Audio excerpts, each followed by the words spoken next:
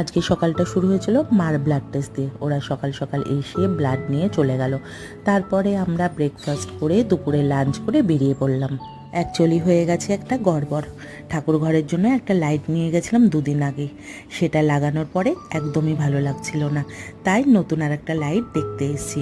Electrician already আমাদের ঘরে বসে। এই যে এইটাকে প্রথমে নিয়ে যাওয়া হয়েছিল, কিন্তু এটা লাগানোর পরে একদমই বেকার লাগছিল, তাই ইলেকট্রিশিয়ানদের বসিয়ে রেখে এই যে নেক্সট এইটা নিয়ে আসলাম। এটা কেমন লাগছে অবশ্যই জানিও, এটা সম্পূর্ণ আমার পছন্দের। তো সবার দেখে ভীষণ ভালো লেগেছে। আর মোটামুটি ঘরের অবস্থা আমাদের এইটা। ঘরের রং করাটা বাকি, কারণ এরপরে ঘরের রংটা কমপ্লিট হলে কদিন একটু কাজ বন্ধ থাকবে, কারণ মার চোখের অবস্থা খুবই খারাপ। মানে ক্যাটারাক্ট অপারেশনের জন্য ডক্টর বলেছে যত তাড়াতাড়ি করানো যায়। তো এই ধুলোবালির মধ্যে তো একেবারেই হবে না, এই কাজটা শেষ হলেই মার হবে অপারেশন।